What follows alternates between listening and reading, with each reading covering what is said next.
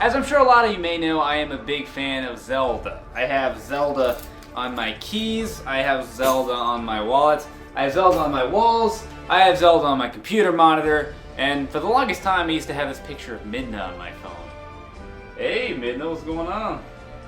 How you doing?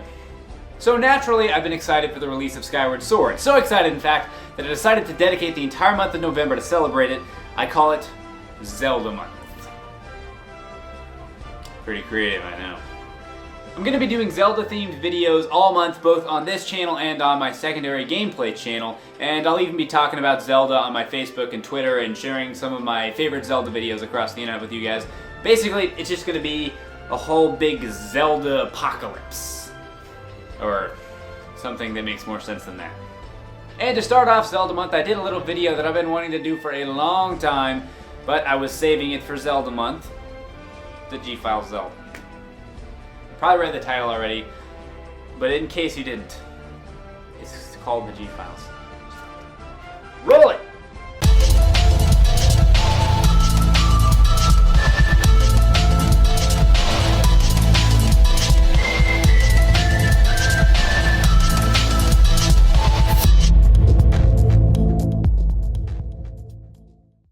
Wind Waker, what a game. You sail around, you kill people. You sail around, you find treasure. You sail around some more. I mean, you're gonna be sailing quite a bit, I guess is the point I'm trying to get across here. But it's way cooler than it sounds, especially when there's secrets to be found. Like any good game with sailing, you've got plenty of old, washed-up sailors telling stories about ghosts, big fish, and that one time they really had to go to the bathroom but was locked out. When they finally just knocked down the door, there was a hand coming out of the john, so they just went off the side of the boat. You know, the usual. Like Candy, for example. Yes, that's his name. And yes, he's 17 years old. You could have fooled me with that facial hair, epic sideburns, and bald. If you go to the bar at night on Windfall Island, good old Candy here tells you the story of some giant squid that he fought out in the ocean. Probably just a bunch of hooey though, right? Well, actually, probably not, or I wouldn't be talking about it on the G-Files. On certain islands, you find a quirky little guy named Old Man Ho-Ho staring down his telescope. I'm looking at him looking through a telescope while he looks through his telescope. Mind blown. And ever wonder why they call him Ho-Ho? Well, probably because he says it every time you talk to him. Occasionally, Ho-Ho's got his eyes set on a flock of seagulls. Seems pretty normal at first, but if you sail over to said seagulls, you're in for one big surprise. Get it? Big surprise? Oh, you'll get it in a minute. As you get close, it begins to storm, and soon after, you're trapped in a whirlpool and a giant squid, also known as a big octo, jumps out of the water and begins sucking you in. This is basically my reaction the first time I saw one. The giant squid!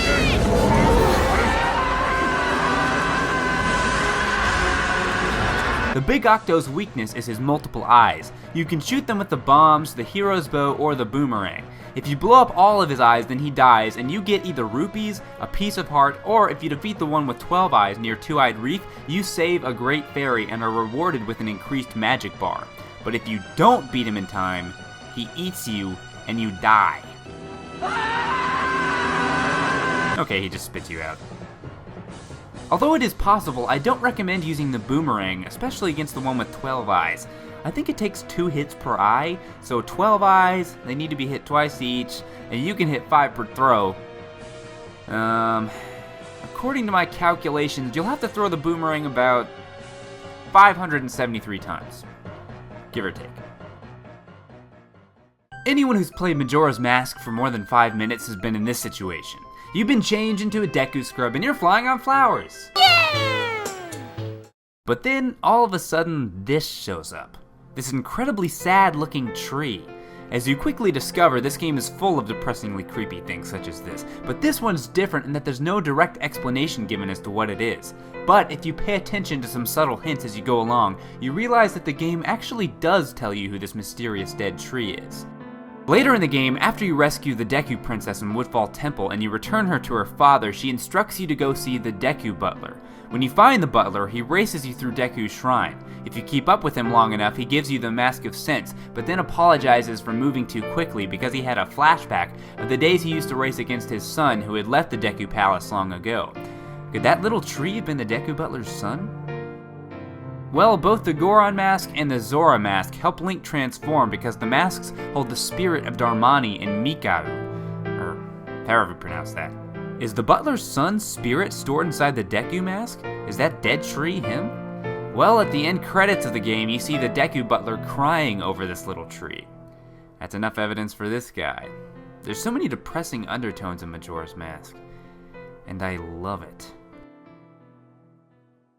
Tingle has graced the intro to the G-Files ever since I started doing it, but I haven't actually talked much about Tingle since way back when I did my first ever video on Zelda. I've been meaning to cover him in a bit more detail, and dag blast it, I'm gonna do it. You first meet Tingle in Majora's Mask, and right from the get-go, it's pretty obvious that he's weird just by looking at him. But if you pay a bit more attention to detail, you'll see that he's even weirder than you might think. He mentions that his father is disappointed in him for not acting his age, and seeing as how he's a 35-year-old man who makes up magic words and dances around while looking for fairies, I can't say I blame him too much.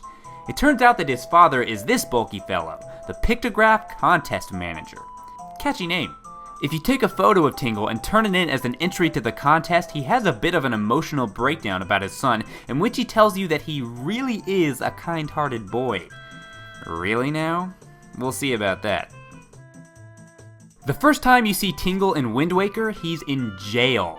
And keep in mind, this is a universe in which it's socially acceptable to go into people's houses uninvited, break all their pots, steal their money, and open their treasure chest. So he must have done something really terrible.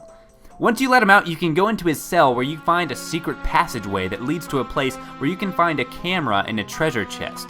You also find 2 blocks which Tingle has carved into.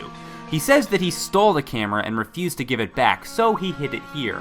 He also insinuates that he carved this secret area out and plans to continue in order to escape. Alright, so he stole a camera, but what are all these skulls for? If Tingle dug this place out, that means he's the first and only person other than me to be here. Could Tingle be a mass murderer? Are these skulls all that's left from his victims? Surely not. Like his father said, he's kind-hearted, right? Well, apparently not. You go to his island and you discover that he's forcing his little brother Ankle and David Jr., who despite being unrelated to Tingle looks exactly like him, to spin his tower around 24/7, and he never once helps them. And if you talk to Ankle, he tells you that his brother is happy when you use the Tingle tuner to call him, and when you do, he is nice to us. So nice! Okay, Tingle's a murderer. I'm officially convinced. Even his little brother is scared to death of him.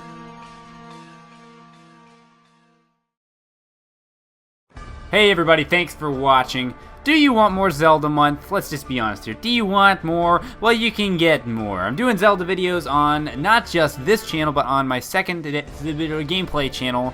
I call that my second gameplay channel because it's... I'm doing Zelda videos on my second channel as well, and you can check them out by clicking this link right here. Right now I'm doing a... and then later I'll do a... More specifically though, I'm doing some Majora's Mask videos, going through the game and collecting all of the masks. It's something I've always wanted to do. Also going to be doing a full walkthrough of Skyward Sword once the game comes out around November 20th.